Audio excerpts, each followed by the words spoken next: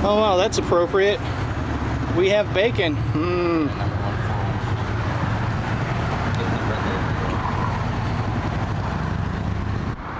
This is Mike Bluehair reporting for Film the Police Portland. I'm still out here on Loan the Peaceful Streets project. I'm at the corner of Congress and Mary Street. I'm here with Julian Reyes. And there's a traffic stop going on down here. So he and I are going to observe and document. The time is 10:08, Saturday, September 5th, 2015.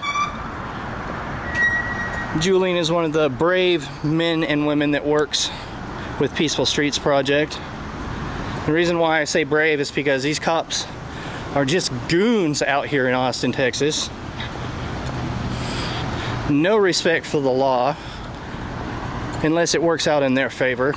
That's just what I've observed with my own little eyes here.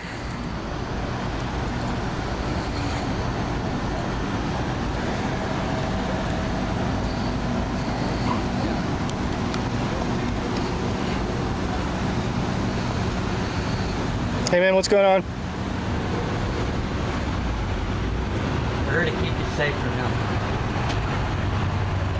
Yeah, I'm just gonna watch him to make sure he doesn't do anything illegal, right? We have bacon.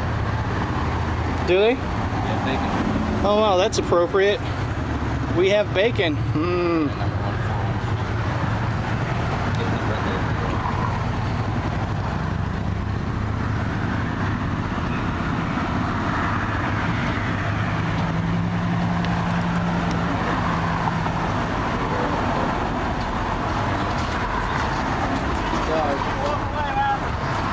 What? Not hanging out right there. Walk away.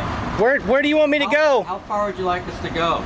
Just give me a boundary to stand at and I'll go stand there for you. Opposite side of that street. Bull. That's too far, but I'll go that way away from you. I'm ordering you to do. Opposite side of that street.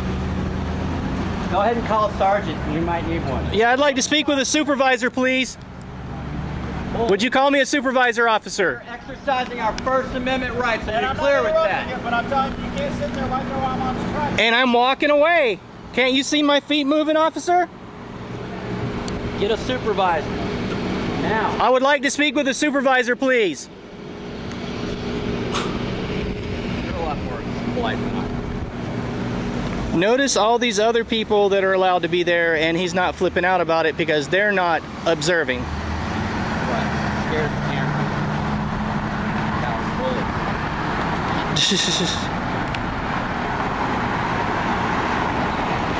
So I am quite a bit of ways away from this officer now. I'm all the way at Annie and Congress, right here on the corner.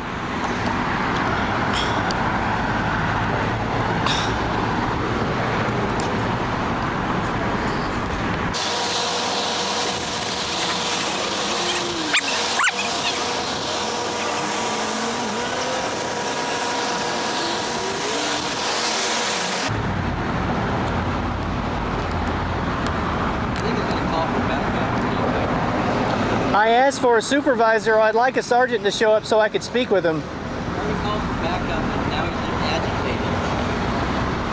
So notice these people here are going to be allowed to walk past. And they're not considered a threat.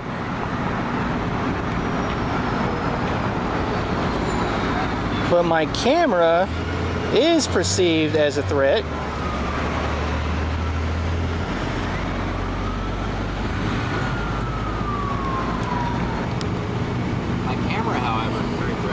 Right, that's the issue. The issue, Julian, is the fact that we're scrutinizing their behavior. Notice the other people that are allowed to walk past and they're not considered a threat? The little child, the stroller? Yeah. Threatening? Right, yeah. Well, you know, I find that odd, you know. But That guy a sergeant? Here comes another one. Oh, good. That guy a sergeant? More people.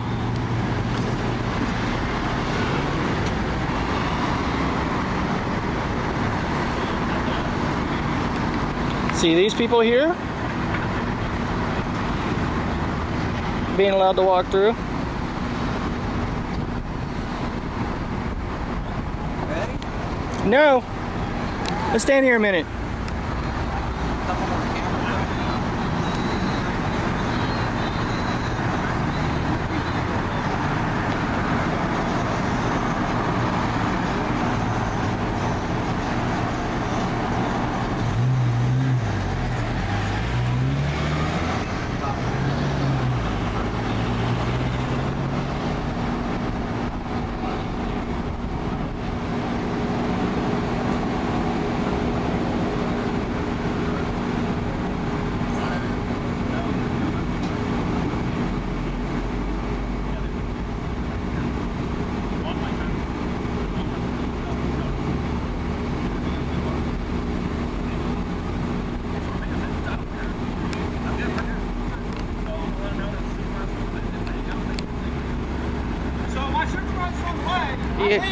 Yes, sir. Hang out, wait for him. He's on the way. Well, officer, I just want to tell you that I'm not trying to interfere with you or upset you. I'm letting you know, my supervisor's on the way. Okay. You can wait for him, you can wait Right. for him. Otherwise, I'm leaving. Okay, I'm gonna wait for him, but like I just wanted to let you know that it's not my intention to interfere with you, and I didn't mean to I'm not asking you distract questions, you. I'm not interacting with you. That's fine. I'm telling you I'm leaving. If you want Well, to I'm just telling you that my intention wasn't to interfere. 979. Hoff? Paul. Yeah. Okay. Like I don't want any animosity. I'm just trying to say I'm not trying to get in your way. You need to learn about the First Amendment, sir. I invite you to violate your First Amendment. Good. Don't do it again. You have a good night, man. You don't know who I am, apparently. You don't know anybody. You know, I wasn't trying to even be hostile with him. Like I was trying. He was yelling. He Right. started yelling. He's You can either be a sheep. He's angry, or not. you know, Yeah. and I don't know why he's angry, because like He's not angry at that girl. He's not angry at the child in the stroller. But- he just called 5 cops on us for like filming him with the traffic ticket. you know, that officer I think could have conducted himself quite a bit better. I was really trying to dialogue with him in a sort of a positive way, like, but he was angry, you know. Maybe his dog died, maybe his girlfriend broke up with him or something, I don't know. But anywho, you know, his boundary that he set when he said you can't be there was too far away for us to observe, and that's what pissed him off, is the fact that we stood up for our First Amendment. I mean, if we would have went from that corner there all the way across this street, the angle that we were standing at, or would have been standing at on this corner, would have completely obstructed the view of the officer and the suspect. That's why we stopped right here on this corner instead, you know. And we had no audio, and he could do whatever he wants. Right, and he could lie and say the guy... Like he lied about the supervisor coming. Right, he could have lied and said the guy consented to a search when he didn't, and I think, you know, to me that's kind of cowardly. I mean, the officer clearly saw us standing there with without weapons, with cameras in our hands. Unless you think a camera's a weapon. Right, and it's just ridiculous. I would have liked to have spoken with the sergeant or supervisor just so I could explain to him to tell that officer that, you know, to chill the F out. I'm not interested in interfering. I just want to document. What are your thoughts about the way he set a boundary so far away that we couldn't even see? I'm usually not interested in interactions at all, so the fact that he immediately saw us, rolled down his window, started yelling and making arbitrary rules, there's nothing non-escalatory, there's nothing voluntary about that. It's ask, make, tell. I mean, ask, make, move, or ask, tell, make. I'm sorry. Yeah, ask, tell, make. Like, he's just gonna ask you something and assault you if you don't do it. And he called in a bunch of cops. You saw those cops. Those weren't for that traffic ticket. No, they're those for were us. For us. Right. So all those coward-ass cops are scared of the First Amendment, haven't had the memo, and they should all be filed against, in my opinion, because anybody can have a cell phone and film the police. It's our right, and if we want everybody to exercise that right, we have to protect them from shit like that. Right. That's why people like you and myself do this. I mean, if I can be so bold as to speak for you, is to you know, assert that right and show people that it is okay to film the cops, and sometimes we have to get arrested. I mean, would that be true? I mean, is that why you do it?